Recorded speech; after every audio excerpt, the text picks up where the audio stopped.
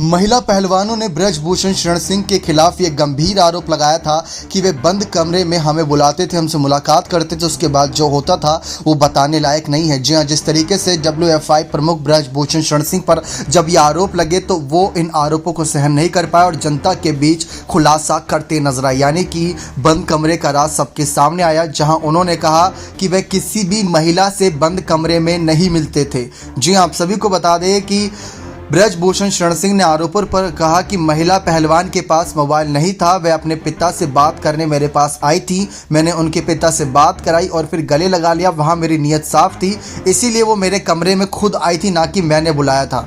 उन्होंने कहा कि मैंने कभी किसी महिला पहलवान से ऐसा व्यवहार नहीं किया है। जी हाँ, ये बात साफ करते नजर आए और साथ ही साथ उन्होंने ये भी कबूल किया कि जिस तरीके से आगे की जांच होगी उसके लिए वो तैयार बैठे हैं।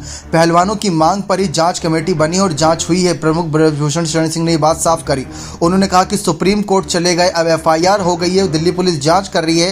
यदि दिल्ली पुलिस पर ही विश्वास नहीं तो पहलवान अपने अधिवक्ता कपिल सिब्बल से मिलने और CBI की जाँच करा ले। सारे खुलासे ब्रजभूषण शरण सिंह करते नजर आए। लेकिन महिला पहलवानों जिसमें विनेश फोगाट, साक्षी मलिक ने साफ कहा था कि बंद कमरे में कहीं ना कहीं वो अकेले रहते थे, जब सोफे बैठ रहते थे। कुछ महिला पहलवानों ने FIR दर्ज कराते समय जांच कमेटी को सामने बड़ा खुलासा किया था कि हम सोफे पर बैठ रहते थे, वो हमारे पास आते थे क्लोज, हमें गलत जगह छूते थे, गलत इरादों से छूते थे। ये बात खुलासा करती नजर आई। महिला पहलवान डरते से हमें, क्योंकि उनको डर है कि कहीं उनका करियर ना बर्बाद हो जाए, लेकिन अब वो सब डर उनका भूल चुका है, क्योंकि कहा जाता है कि किसी को इतना ही मत डराओ कि उसके मन से डर ही खत्म हो जाए।